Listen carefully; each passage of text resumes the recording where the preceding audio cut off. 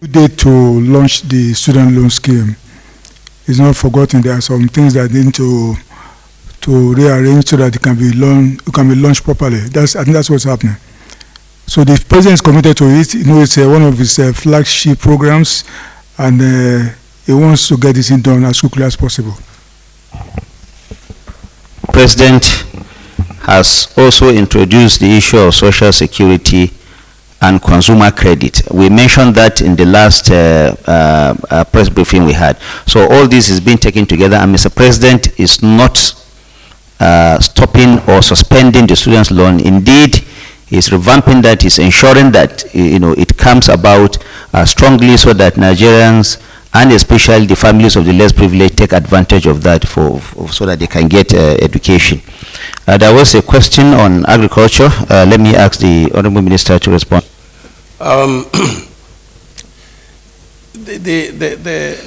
This section is highly misplaced.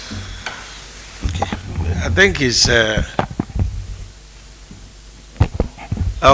it's misplaced because the policy has not even taken off, very well. Because you should ask yourself how many roads today are being done on concrete.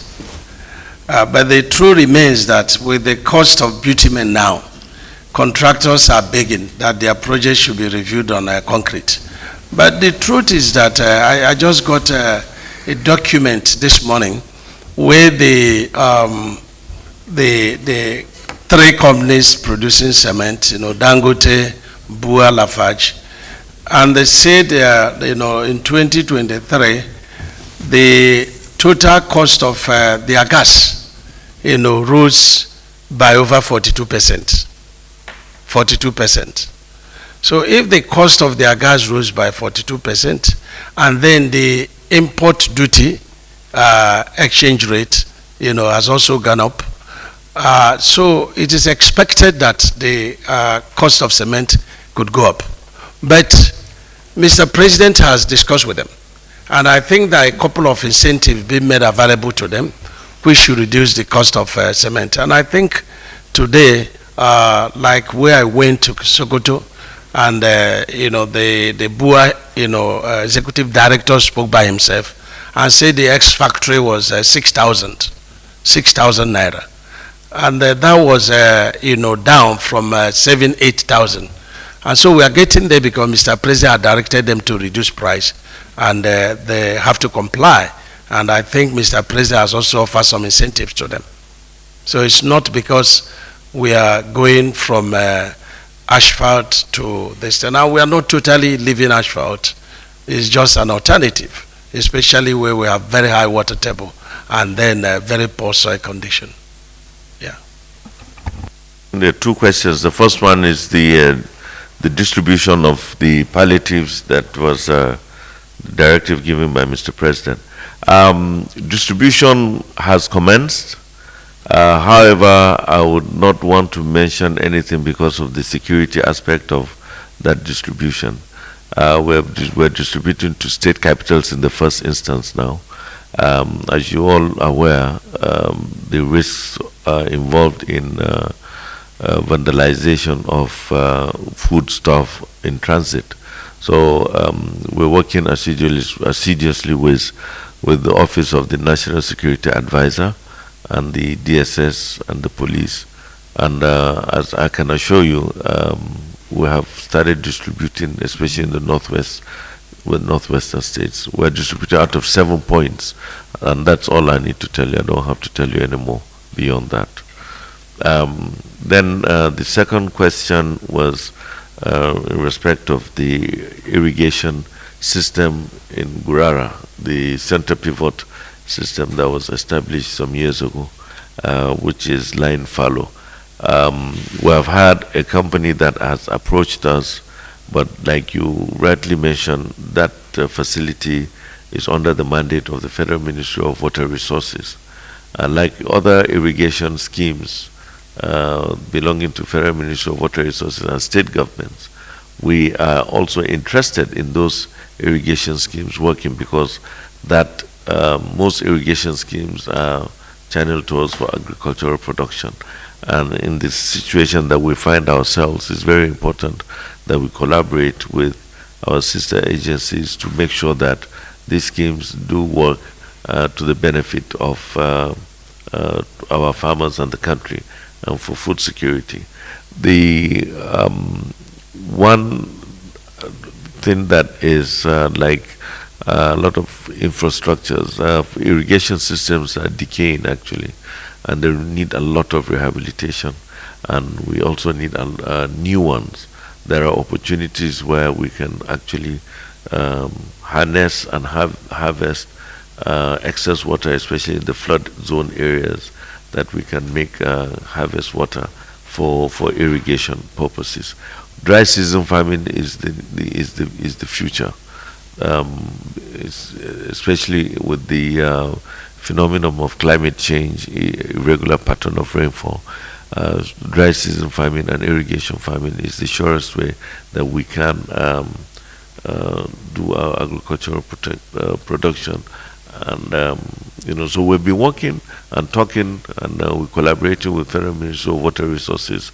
In fact, just this afternoon, we had a discussion on other irrigation systems that to do with especially the Jibia Dam and the Goronyo Dam for the rice planting season.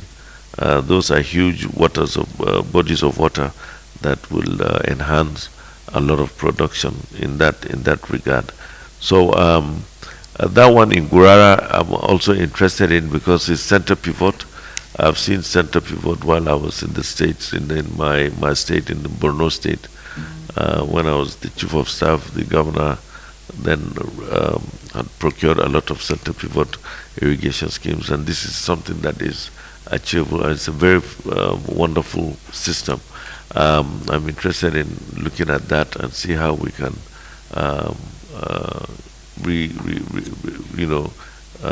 revitalize that program and see how we can. I think it's about 2,000 hectares that's available in Gurara. Even the one that I saw in Mina in Niger State is also the center pivot, where I mentioned that there's 3,000 hectares of production in the special agro zone of close to the airport. So we'll work assiduously. We have also engaged with foreign donors. Even yesterday, I was together with the Associate Vice President Program, National Fund for Agricultural Development, IFAD, who is visiting this country for this week. And I've also intimated him on the need to look into financing of the rehabilitation of some of the decaying infrastructure, especially in irrigation. So I believe we're working on that, and hopefully before the next dry season, we should have quite a few of those ones working as they're intended for. Thank you. I think the starting point is invite the representative of the media houses in the room to go to the website of the ministry, fmcide.gov.ng. We released a white paper explaining the motive behind this fund that we're putting together. So that white paper is called Broadband Access for All. And I think we should take this seriously as a nation. This has been well documented. Every country that is able to increase just by 10% the quality of its connectivity, you can see almost 2% increase in their GDP.